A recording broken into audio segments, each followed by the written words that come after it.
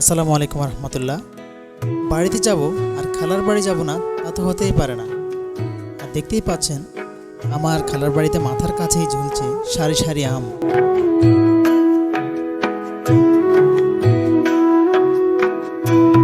খুবই সুন্দর এবং মন মাতানো পরিবেশ। ইচ্ছে করে যেন নিজেকে পুরোপুরি সঁপে দেই এই প্রকৃতির মাঝে।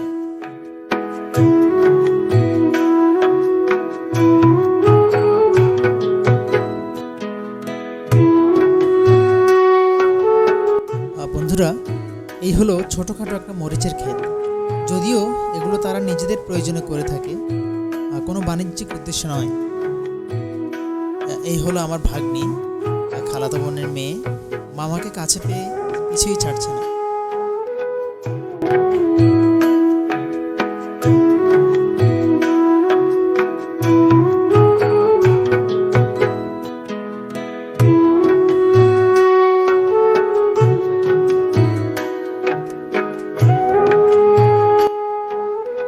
এবার বের হওয়ার পালা।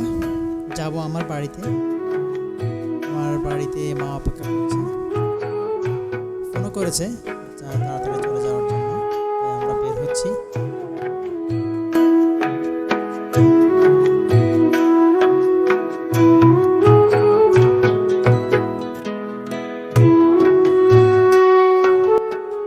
একটু নায়ক নায়ক ভাব নিলাম। গ্রামের রাস্তায় অনেক ধুলাবালি থাকে, যদিও এখানে হেলমেটের খুব একটা প্রচলন নেই, সেই জন্য চোখের প্রোটেকশনের জন্য চশমা পরতে হয়। মূলত সেফটি মেজার হিসেবেই চশমাটা পরা।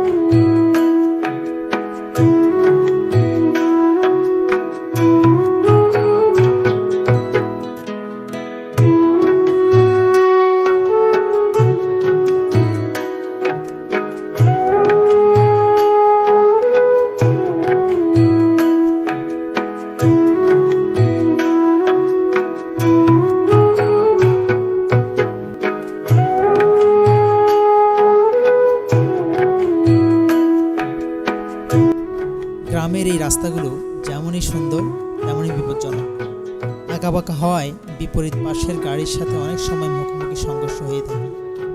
প্রচুর পরিমাণে গাছপালা হওয়ায় অনেক সময় বিপরীত পাশ থেকে কীরকম গাড়ি আসছে আর সেটা আঁচ করতে পারা যায় না। তাই অনেক বড় সড় বিপদের সম্ভাবনা থেকেই যায়।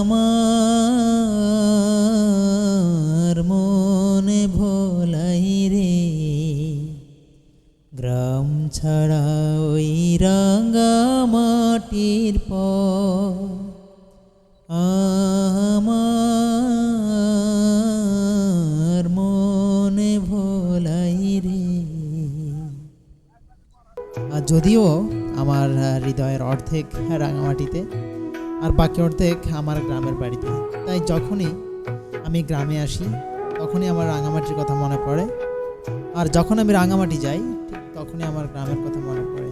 একে অপরের সাথে ওতপ্রোতভাবে জড়িত।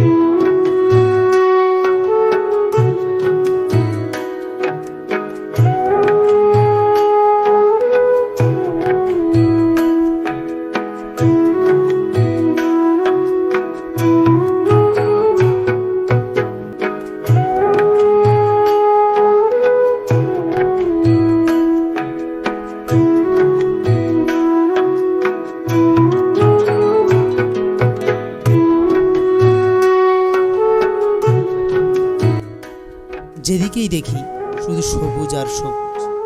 এই সবুজের কোলাহলেই হারিয়ে যাই আমরা, এই সবুজের কোলাহলেই আমরা হারিয়ে যেতে চাই, বারবার এই সবুজেই ফিরে আসি। আমার ভিডিওটি কষ্ট করে দেখার জন্য সকলকে ধন্যবাদ। আসসালামু আলাইকুম।